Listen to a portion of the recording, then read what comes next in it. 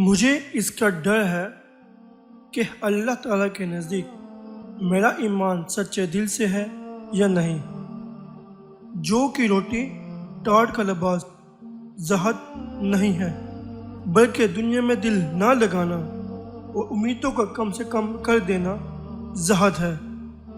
نیکی کی تکلیف اور بار بار مشقت کا اظہار کرنا ریا میں شامل ہو جاتا ہے۔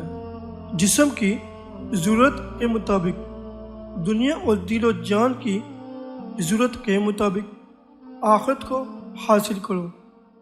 جو اپنے کو دوسروں سے افضل سمجھے وہ متکبر ہے۔ جس کی نماز میں عاجزی نہیں اس کی نماز نہیں۔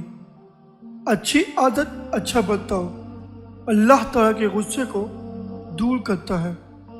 مسلمان پر حسد کرنا خدا کی تقسیم نہ ماننے کی وجہ سے ہے۔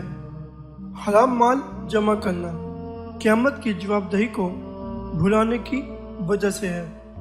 اللہ کے ڈرانے سے نہ ڈرنا اور اللہ کے وعدوں پر امید نہ رکھنا ہی کافری ہے۔